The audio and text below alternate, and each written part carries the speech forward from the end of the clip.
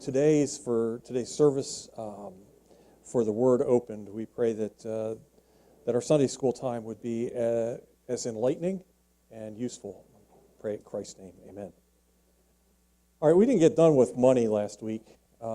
It's funny, no matter how many times I do this talk, and no matter how short I try to make it, we never get through the money presentation in one shot.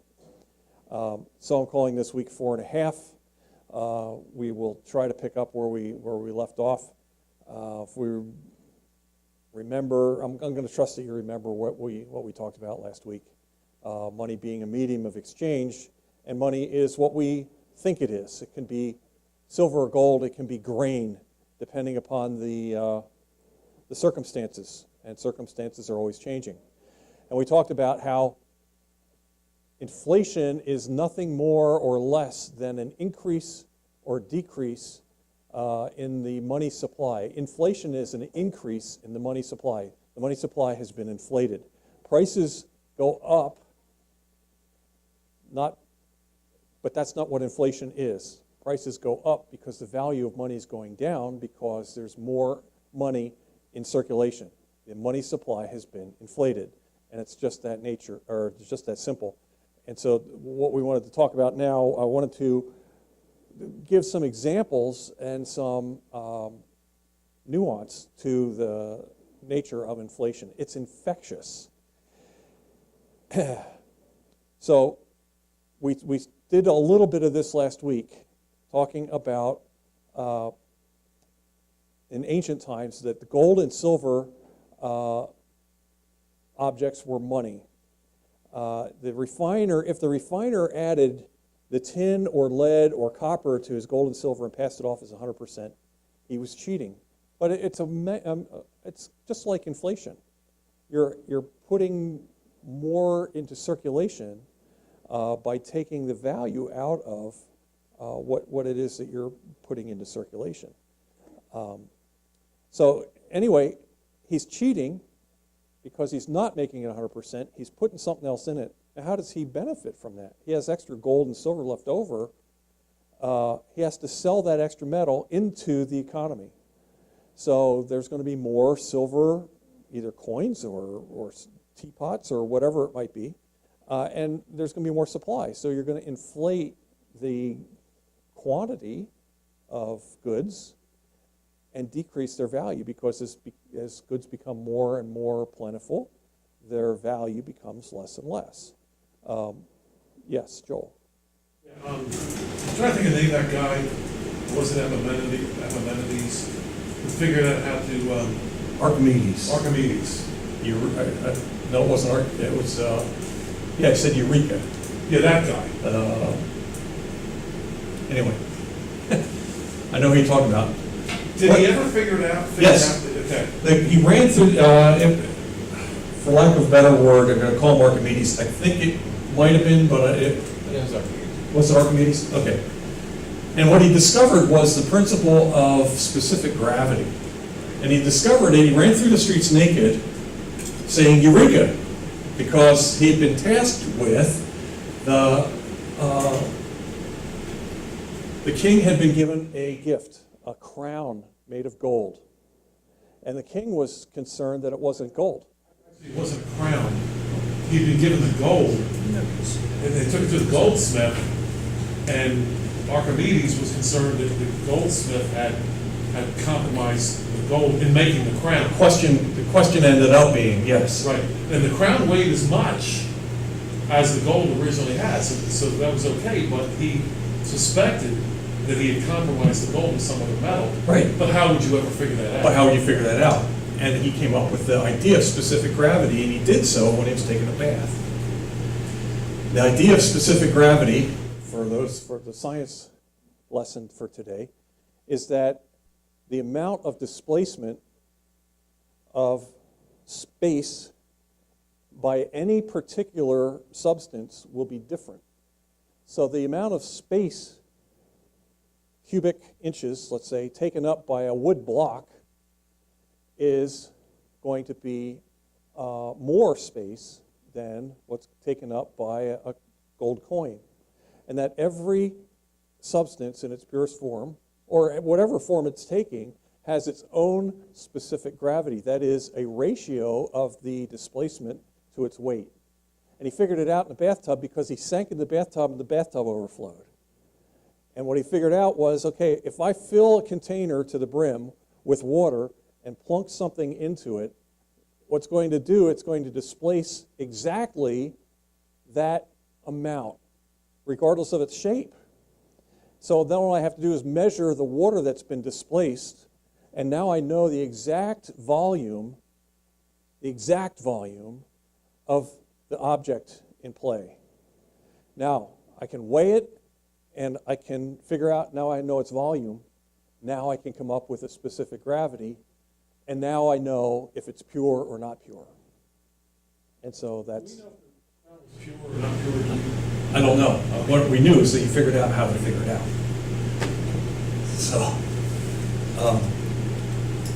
So anyway, that's the story. Sure, it weighed as much, but the volume would be different.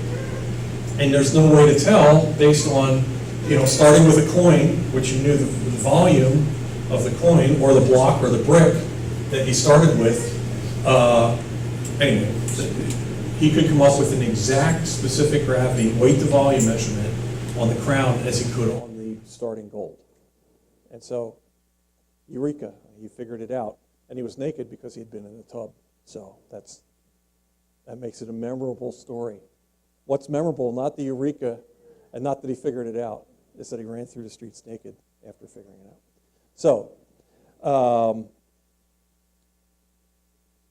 purity. We'd talked about the integrity. Last week we had talked about the integrity of money and making sure that it stays the same. So when you start to increase the quantity, the value of it goes down and the prices actually go up because there's more money in circulation. In an inflationary scenario, the question ends up being, who gets hurt? Well, the person that gets hurt is the person who accepts the adulterated money. And he who accepts it first gets hurt the least because he'll spend it as quickly as he can to get rid of it. So the next guy doesn't know that doesn't realize it's been inflated, and it just compounds one on its other. First customers get hurt first because they buy at face value, but they get hurt least if they resell fairly quickly before the devaluation is well known. So there's a time factor that goes into this. As the supply glut becomes more obvious, the value declines more and more, faster and faster. This gets into what we call a velocity of money.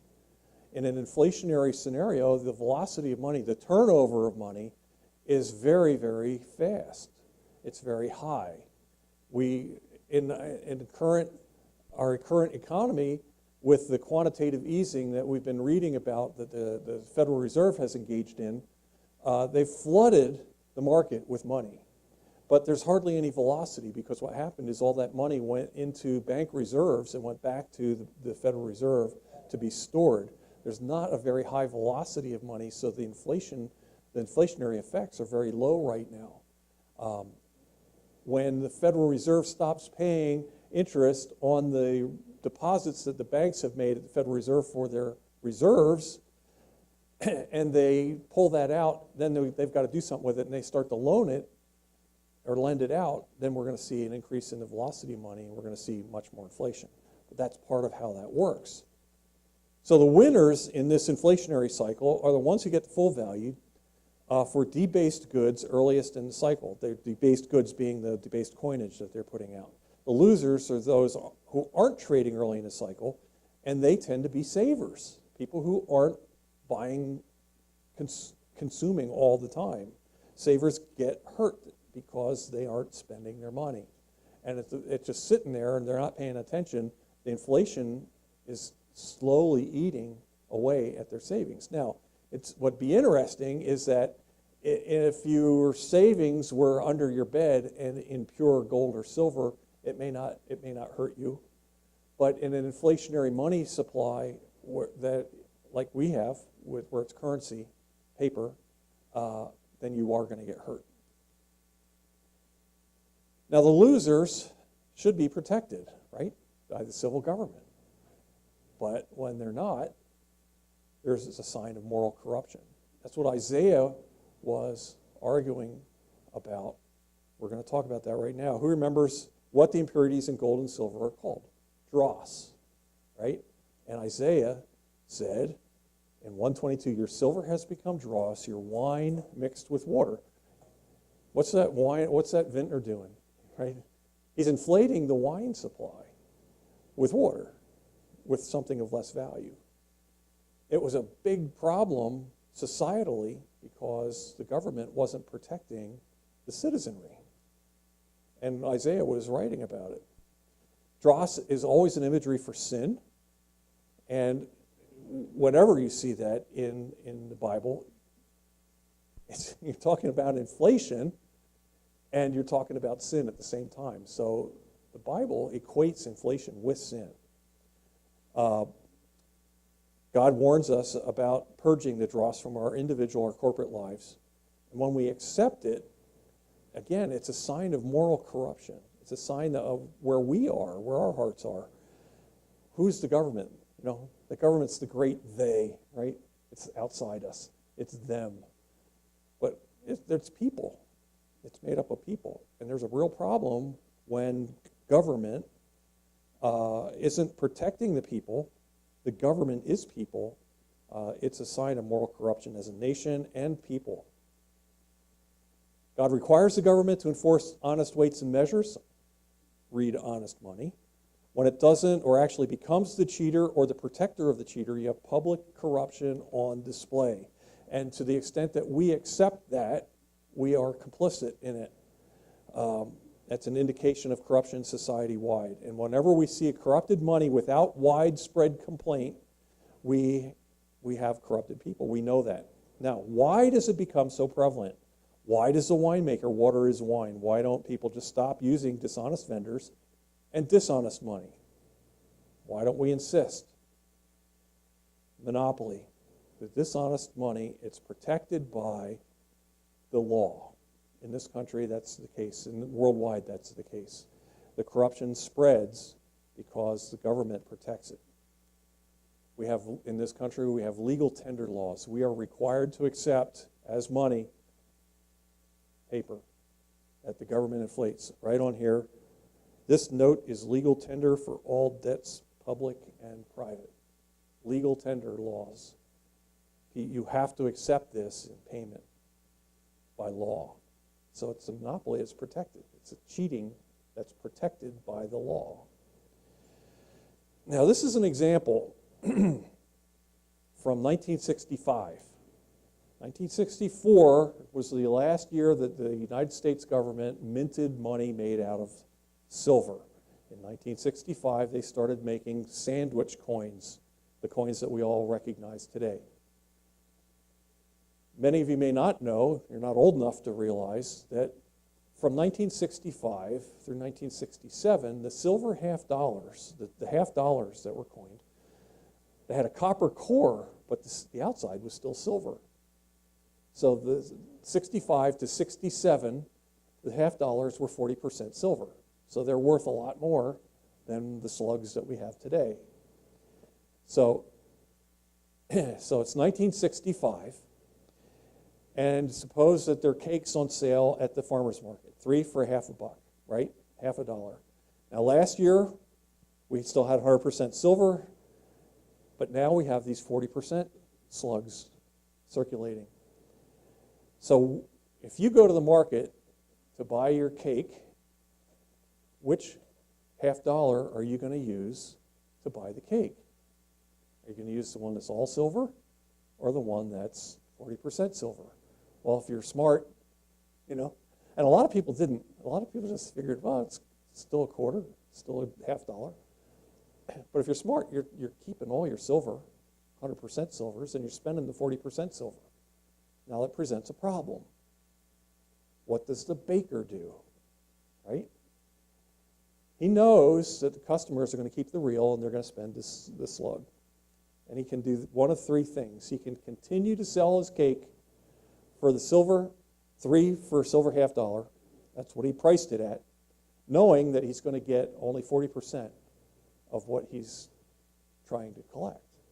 Or he can increase his prices by 2.5 times to get the silver that he needs to sell his cakes for. Or he can cheapen up the cakes, right? He can use whatever, sawdust instead of flour, right? Whatever, he's going to make them cheaper. He's not going to use the butter, he's going to use Crisco, whatever. So those are his choices. So what do you think he's going to do? What are his consequences? He's going to be stuck with the phony coins. He's only getting 40%. He risks, if he just continues to sell 3 for $half. If he decides to raise his prices, he's going to lose sales, right? Because his competitor may not. Maybe his competitor only goes, 50-50 on the Crisco and butter, right? But he can sell his cakes for cheaper than the full deal, the full price. His competitors might choose option 3, where they debase, right? And the customers may not recognize the difference. Or he can defraud the customers and still continue the fiction that he's selling them the same thing he was selling them before for the $half. So, but if it's, the coin is still the same face value, so it's still, and the face value is still protected by law. Why? Right. Is this an example where it's not protected by law? No, it's, Or how is, he can still use both coins at the same face value. you can, So why is he gonna make a change? because the value of the silver in the silver coin is worth more than what it says on the face. So that would only be, wouldn't that only affect him if he wants to keep the silver coins as a collectible, rather than just spending them in the regular economy? If you had the choice to sell something for an ounce of lead or an ounce of silver, which would you sell it for? You would try that. But if the government says they're both worth the same thing, Right, so he's required to take the lead, and the customers are going to take the lead, or give him the lead. But how's he make a living when everybody else is required to because take it he's too, right? required to take it? That's right, So he can go spend it and not take a loss. at first, until people figure it out that, and this is an example of inflation in commodity, because we're actually talking coins, right? The broader example is that when we inflate the money supply, there's lots and lots more money. Things become more expensive, priced in money. What I'm talking about is how does that actually play out to the businessman? So for me, showing it in 40% silver and 0% silver, or 40% silver, 100% silver, it's more graphically representative of what's going on than say, oh, well, the M1 money supply as printed by and promoted by the Federal Reserve has now been increased by 2.5 times. It's harder to conceptually understand that. I'm just saying how does this, I'm using this example to work it out. Over time, what happens is that the baker will either increase his prices or he will decrease his value. And over time, that equilibrium will happen. It's the invisible hand that Adam Smith talked about. Millions of people making decisions one at a time results in a price.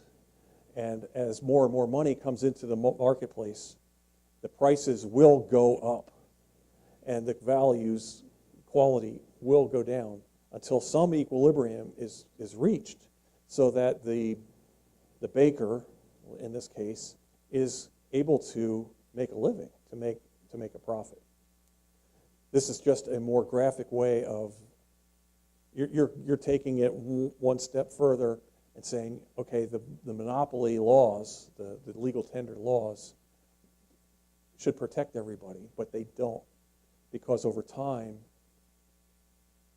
the equilibrium will change. The prices will change. They have to, or the baker goes out of business. That's the way that happens. Now, which way is he going to go? Is he going to reduce the quality, or is he going to accept the slug? Yes. He could make smaller cakes. Smaller cakes. That's kind of That's what they're doing now. Right. You see it all the time. When's the last time you bought a half-gallon of ice cream? Right? They don't make half-gallons of ice cream anymore. They still sell milk by the quart and the gallon, but I keep waiting for that to change. There's something that they're having a hard time getting the public to So is that accept. with the ice cream, which is just under a half a gallon now? Is that an example of defrauding? No, it's not. Okay. Because they still market, it's not a half gallon. You recognize that. You can see that. We're selling it for the same price though. The prices haven't changed, the sizes are going down. That's right. Oh, just That's- because they're letting the customer know, so it's not dishonest. It's not fraud. Right. That's right. That's right. I use this example at the farmer's market because at the farmer's market, they're cakes in a display case. They don't have the ingredients list necessarily written down, right? You're just buying the cake, you're buying the pie, or whatever you're buying. And so it's easier to cheat on something like that. But the effect is the same as what Alan brought up, is that you could make your cake smaller and still sell them for the $50. And you could pretend it's the same cake. That's what happens with the ice cream. They're pretending it's the same, people recognize it. In cereal boxes, the box sizes haven't changed, but what they put in them is less. Now, they market, they're not defrauding you, but, you're buying more box than cereal. It's just the way that works. And because they have to make a living. They're not going to sell at a loss. Nobody's going to do that. The government gets to get the first fruits of their fraudulent money, because when they print it, nobody realizes how much has been printed, and so they get to buy the fighter jet for full value, right? But then the Lockheed Martin people put their money in the bank, and they go to spend it, and people realize, wait, there's more money in circulation, prices are going up, I need to change my prices, or I need to change my quality, and it filters, and the more it gets spent, the more people realize that the values are changing. And we will see that shortly in our lifetimes, even in my lifetime, what's left. We'll see inflation rear its head again. It will come because there's so much money in play. Toby. Touch for just a second on what we call hyperinflation, without going on a whole. We talked about that just briefly last week, talking about the Weimar from 1919 to 1923. The value of the German mark went from 4 marks to $1 to something like 23 trillion marks to $1 in value because they printed, that was hyperinflation, where the waiters actually, this was the example I used last week, every half an hour, the waiters in a restaurant would jump on a chair and yell the new prices. They didn't bother to print menus because the prices changed so fast. Women went at lunchtime to their husband's place of work to get their pay. They got paid twice a day because prices were changing so fast. And then they would rush to a store, the nearest store, to buy anything so that they'd have something for their money. That's how bad it got. Zimbabwe went through this just recently, where they just kept adding zeros to the ends of their dollars. I think they're called dollars in Zimbabwe.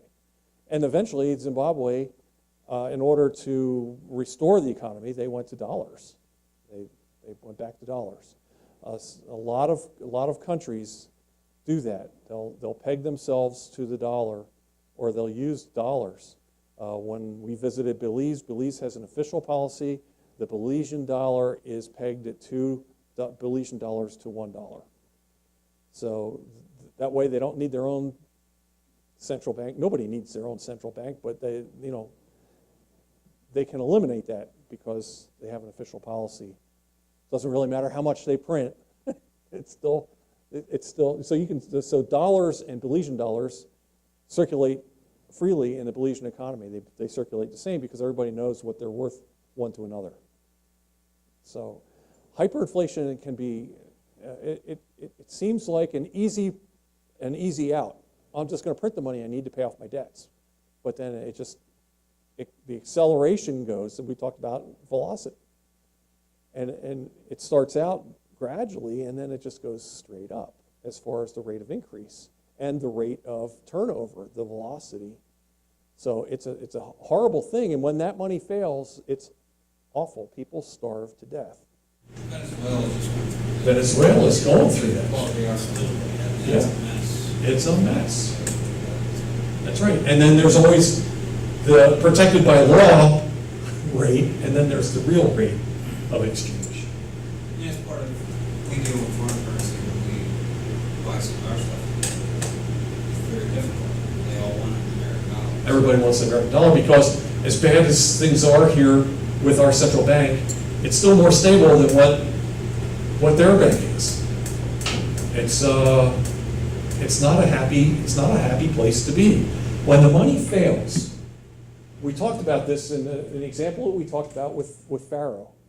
When Joseph sold all of he collected all the money in this society in exchange for grain. The money had failed because the money wasn't worth as much as the grain was. What you had was a flip for what was actually being used as money, because the money was what was being exchanged for things of value. Grain was the only thing that was of any value in a famine like that. But people will starve to death. Think about if the money's not worth anything, if either the money's all gone or the money doesn't have any value. Either one is the same. You don't have a money in your society that anybody is willing to accept. How does the trucker get paid that brings the groceries to the store? How does the farmer get paid for the stuff that he's growing in his field? How does the store get paid for keeping stuff on their shelves? How does the gasoline station get paid for the gas that's in their tanks that you want to put in your tank?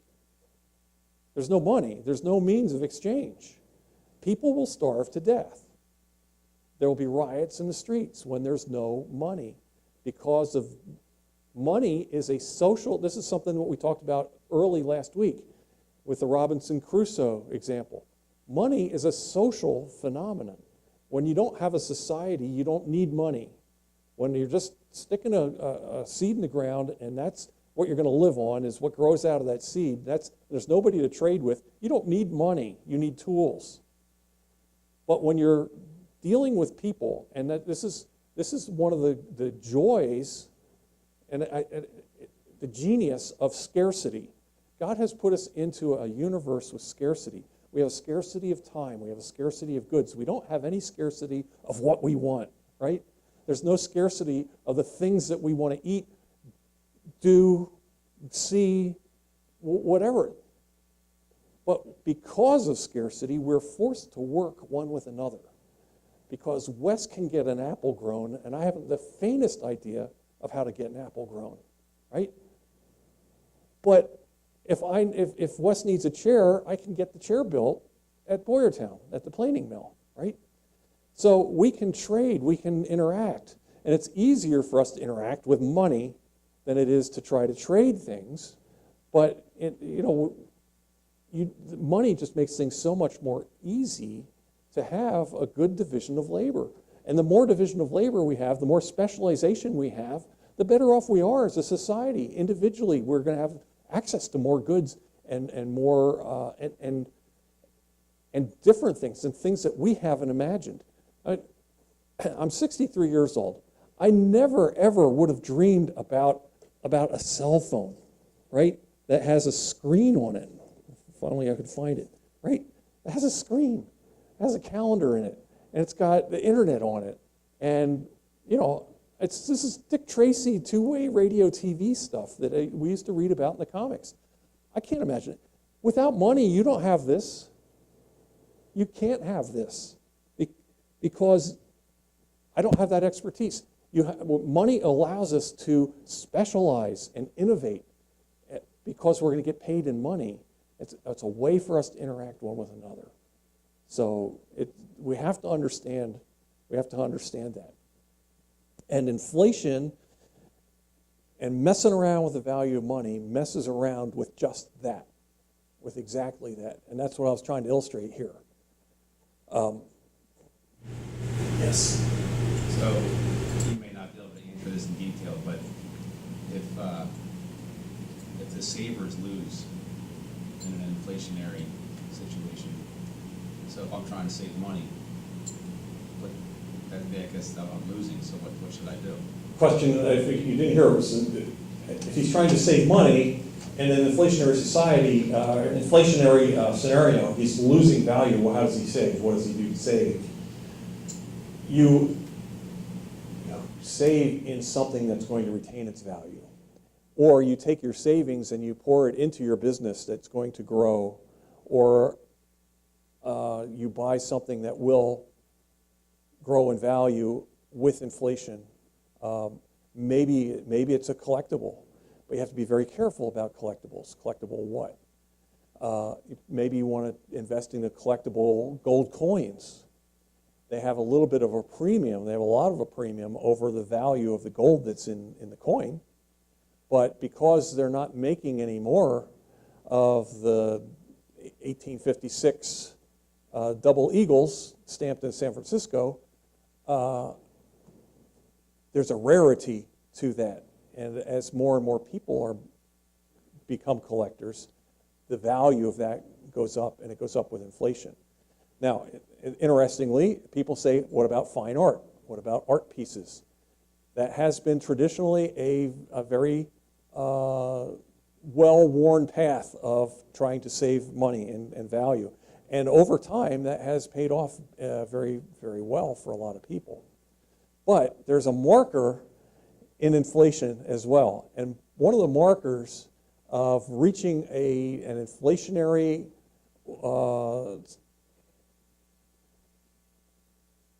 not necessarily inflationary, but the peak of silliness in an economy is when bad art, really bad art, is selling for tens or even hundreds of millions of dollars. It's just happened 3-4 weeks ago. Some awful painting of a clown, I mean an awful painting of a clown, sold for $112 million because of who painted it, right? I don't know him. I don't want to know him. I wouldn't have the thing, I wouldn't have a print of it in my house because it was gruesome. But the picture I saw was next to an editorial comment that said, ding, ding, ding. And the guy his comment is, they say they never ring a bell at the top of a market. And he showed this picture, and he said, ding, ding, ding. He's saying that the stock market, the values and the amounts of money floating around right now are just at elevated levels for somebody to buy this picture for this ridiculous price. But there's the point that Rembrandts and fine art, their values hold. And so if you can find a niche that you understand, or a niche, if you're Pennsylvania Dutch like me, then there's possibilities to put your money into things that will retain value. And tools retain value. And food and toilet paper retains its utility. The utility of toilet paper, which will disappear in an inflationary environment. It's the first thing David mentioned Venezuela. The first thing that made the news here about Venezuela and their inflation was that they didn't have any toilet paper. The very first thing that goes from the shelves, they didn't have any TP. There's nothing wrong with buying TP and putting it away in your basement. In a sense, it's a form of savings, and in an inflationary environment, well, the utility hasn't changed at all. You're beating inflation by storing goods like that.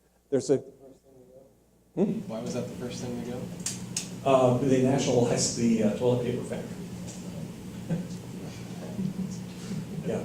So there's a guy, I don't know his name, but I have it written down. Remind me, send me an email. It's called the Alpha Strategy, and it's about the things that you buy to build up for an inflationary. How do you attack inflation? And he wrote it in 1980.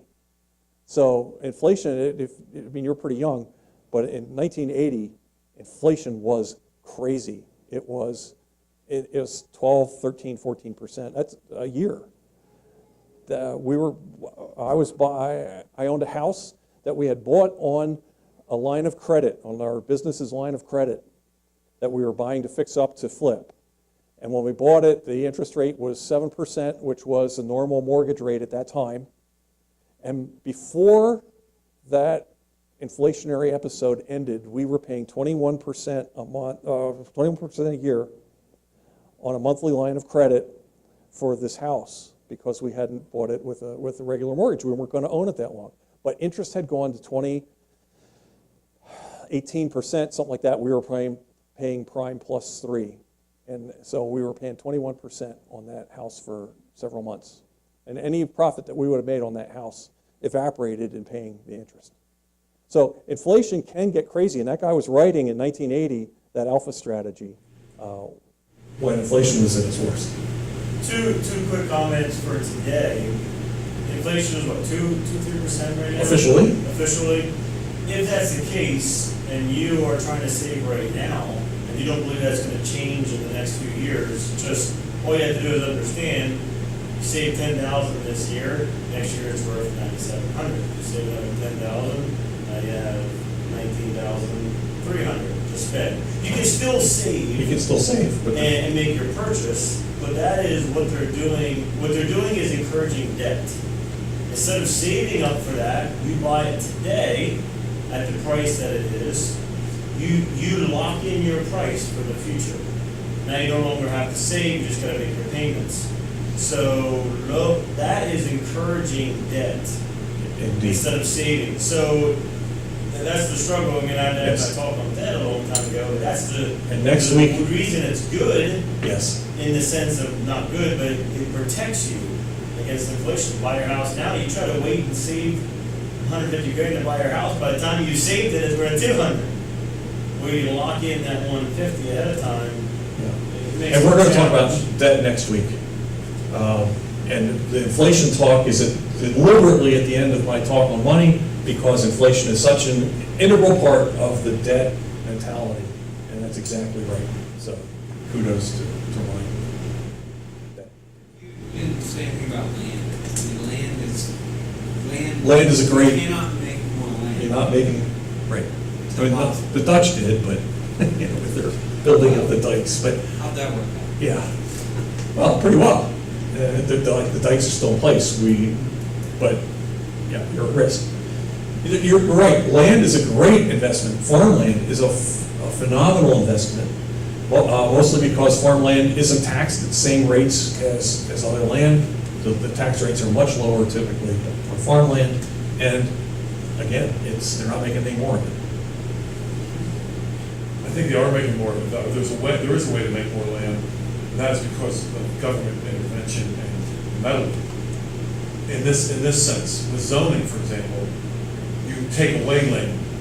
It's government taking. Right, it's government takes it. So if they ever, now, they don't do this, but if you ever got rid of the zoning laws here in let's say in Pennsylvania, you'd see a decrease in the value of land major, because now all of a sudden you literally have more land to do what you wanted to do with it. We ran into Ryan gave me an example of this 3-4 weeks ago, taking a look at a property that was 5-acre property, big house, barn, driveway, would have suited very, very well for his business, to be able to park his trucks. Not zoned for business. Couldn't buy that property to use what he wanted to use it for. It's going to sit there in the middle, because it's in a residential neighborhood. Right? So now it's just going to sit there. Well, what are you going to do with a barn and 5 acres in a residential neighborhood? But it's zoned so they can't use it. So in a sense, it's decreased the value of that property, not increased the value of that property for somebody's notion of what that property should be used for. Yeah, indeed.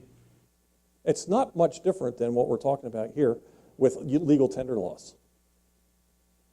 Let me blow through this.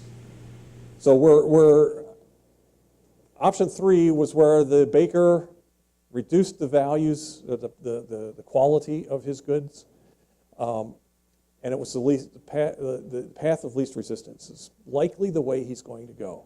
Make it smaller or make it less valuable. The government's not enforcing laws against false weights and measures anyway. Why not join the fun? So that's what typically happens. Do you start to see how when we say that debased money is a sign of a corrupt society, this is how that happens. It corrupts us because we're going to join in the fun, or we're going to go along to get along, kind of thing. So the whole process of monetary debasement, it becomes an engine of corruption. The money becomes the yeast of corruption for society. Something for nothing in God's economy of scarcity eventually leads to disaster because God will not be mocked. His laws are just and true. So why artificially inflate? Why do the governments do this? Why not just allow the exchange rate between money and other goods to find its own equilibrium? In the 1800s, in this country, we had especially from the Civil War to about 1910, was what we call the era of free banking, where there was no central bank, there was a gold standard, there was exchangeability between notes and gold that was enforced. Banks issued their own notes.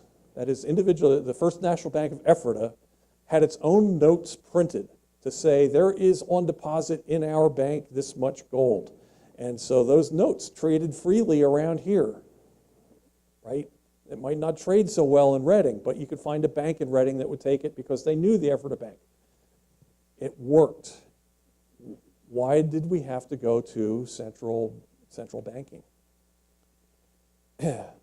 Somebody was doing it. Who's counterfeiting today? Well, it's the central government. The central bank counterfeits the money.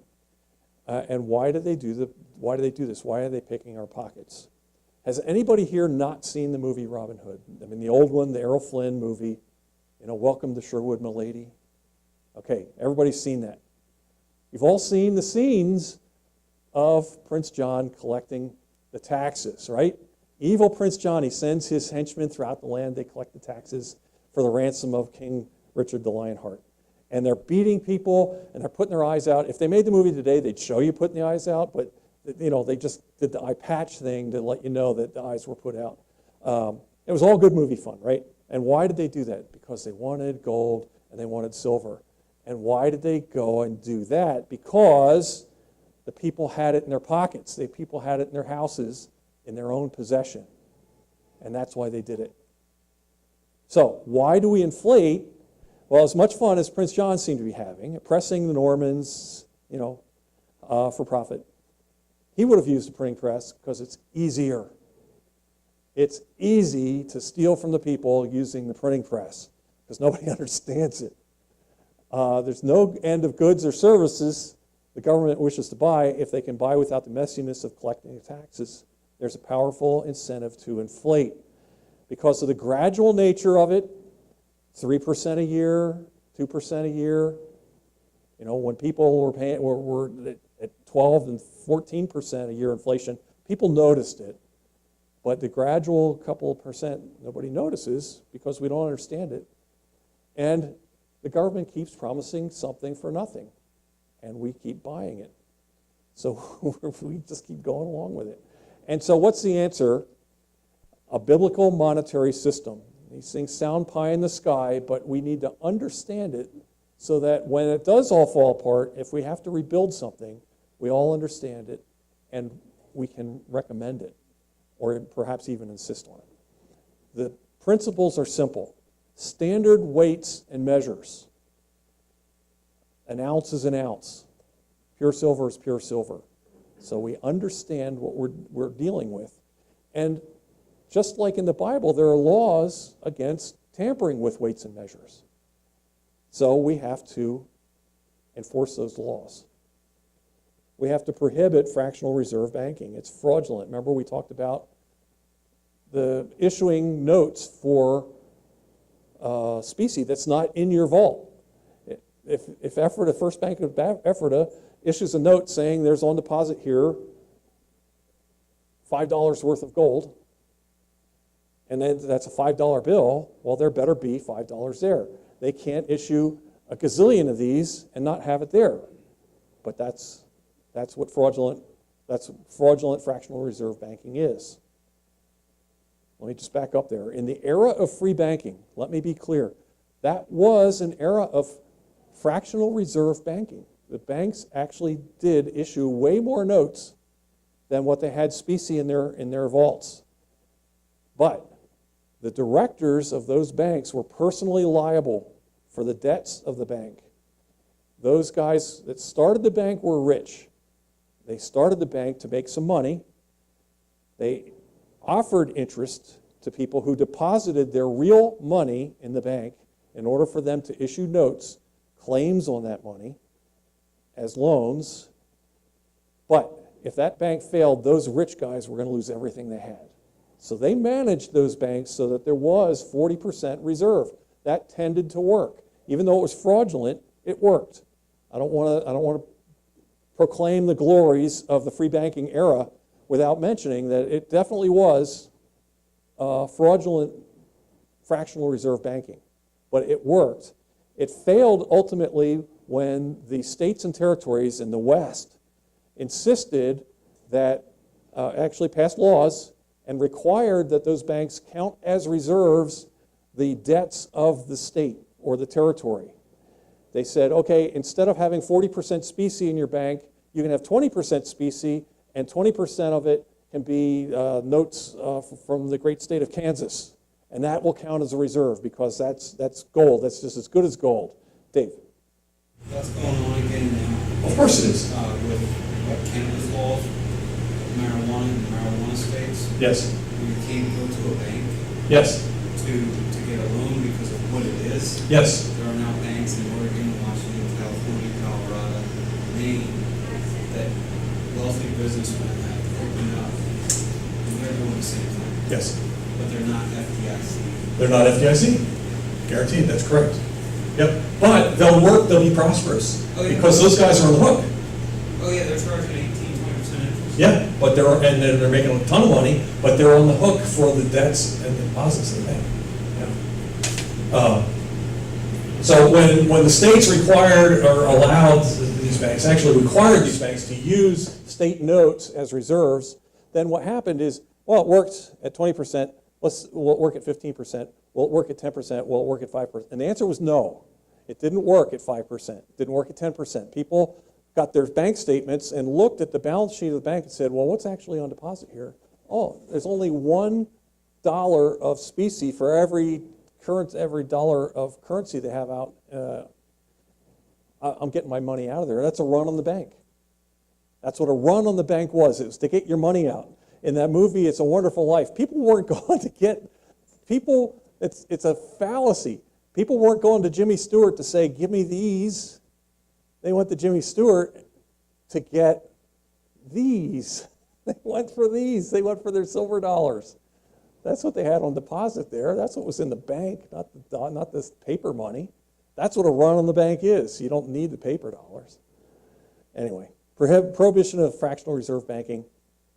Competitive entry into the banking business. You don't have to apply to the government, FDIC. You don't have to apply to the bank or to the central government to start a bank. Businessmen can get together and start a bank. And as long as they run it according to the law, which it includes standard weights and measures. As long as they run it according to the law, they don't do fraud by being fractionally reserved. Start a bank. You start a bank tomorrow, Dave. There have only been 2 banks open since 2008 Yeah. in the United States. Yes. That I'm aware of. Those have both been in the South.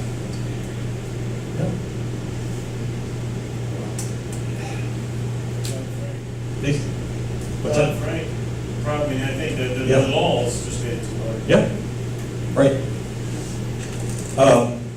No legal legal tender laws, no laws requiring you to take fraudulent money. It's, you know, that you can decide what I'm going to pay in, you can decide what I'm going to be paid in. In 1933, when FDR outlawed gold by presidential decree, and people stood in line to bring in their real money, right? They had to enforce that. They had to enforce that by law. But they, you know, people turned their money in. There were contracts that were written at that time. They were called gold contracts. And in the contract, I will be paid in gold. It said, X dollars in gold. I loaned this in gold.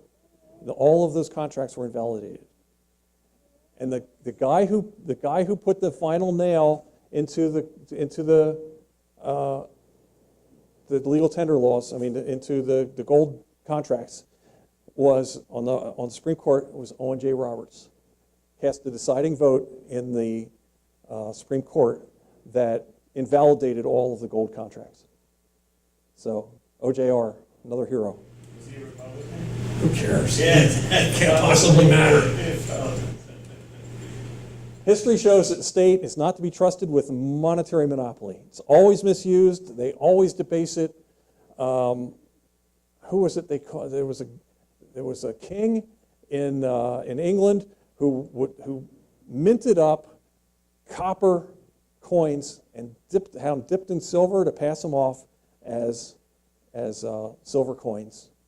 And of course, it fairly quickly wore off. And what wore off first was his nose, the tip of his nose, because his image was on, and they called him old copper nose. That's what they ended up calling him. Henry VIII was it? Old copper nose, right? He needed money. He passed him off as silver. Old copper nose. Henry VIII. There's no more reason to believe that the state should have a monopoly over production of money than there is for food. You should use what money you want. The only restriction the state can safely place on money is what kind of money is it going to collect its taxes in. And then it would have every incentive to maintain the value of that money. If they say, we are going to collect our taxes in silver ounce coins, then you can be assured that they're going to check, Eureka, right? They're going to check and see if this is 100% pure silver 1 ounce coin. They're going to prosecute people who make these that aren't 100% and aren't an ounce. Understand this. We talk about a gold standard. We talk about hard money. A state-imposed gold standard is just as much a problem because it puts the state in charge. Most of history shows that the state changes its rules when it's convenient. They will change the rules. Even if you put the state in charge of a gold standard, say, oh, we need a gold standard money, guess what? They're still in charge of it. Conrad. Well, isn't a prohibition of fractional reserve? So if you're isn't that creating a gold standard or some sort of 100% standard? No, it's what it's doing is it's saying we are going to prosecute people who fraudulently issue notes that say we have on deposit. That's a fraud. Now, in a sense, it's saying, yes, we're assuming that there's gold as our money supply. But if people decide they want to trade wampum, let them, they can decide whatever they want. Platinums? Yeah, it could be anything. And in times of famine, it could be grain. Could be bananas. Yes, we have no bananas. Today. We have no bananas. You're going to be singing that on the way home. We discussed the idea that the state is supposed to be God's minister of good. It wields the sword to punish evil. In the case of money, it prosecutes purveyors of dishonest weights and measures. It allows individual societies freedom of voluntary action. Voluntary action and freedom. Nothing magic about money.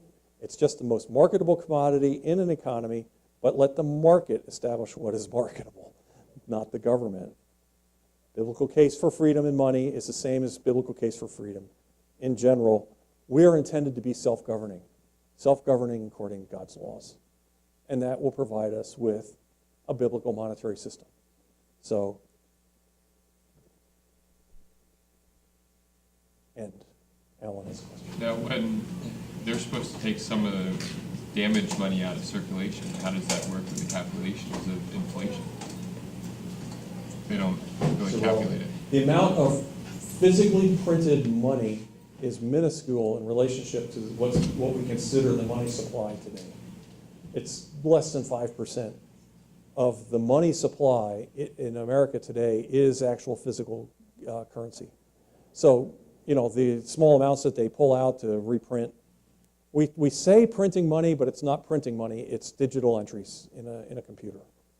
The Federal Reserve calls the Treasury, or the Treasury calls the Federal Reserve and says, we are issuing, you know, a couple $100 billion in Treasury notes or Treasury bills, whatever it might be, and you're going to buy them. And the Federal Reserve says, fine. And what they do is they push a button on a computer, and the money shows up.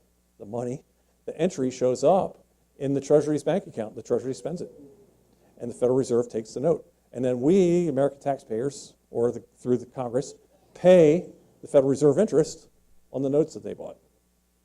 That's a nice gig. You make it up out of thin air. It's no different than printing it and not having it in your vault, but that's what they do. They just make it up. Everybody's here has heard of Creature from Jekyll Island. Creature from Jekyll Island. It's a great book too. G. Edward Griffin wrote a book years ago called The Creature from Jekyll Island. Jekyll Island is an island, was a very exclusive resort island right off the coast of Georgia. In the 1910 era, 7 or 8 bankers, some American, some European, met on Jekyll Island. They devised the Federal Reserve System. They put them in rail cars. Oh, yeah. Individuals. Very secretive. Disguised. Yes. It was like, that's cool. And Jekyll Island is where they met, and that's where it was all hatched out.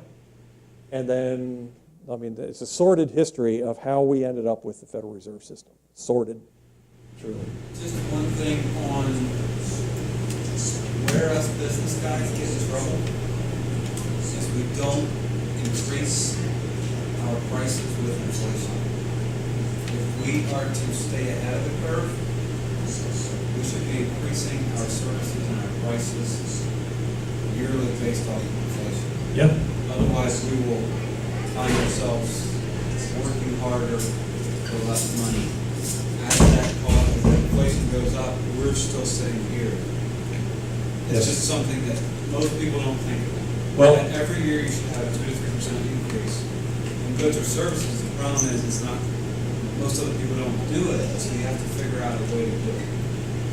We, at the Lawyer Templating Mill, we certainly recognize that things cost more than that. You know, our labor goes up every year. We're a union shop. It goes up by $2.50 an hour every year. Our material prices go up, and we do the best we can. But we're in a very competitive industry.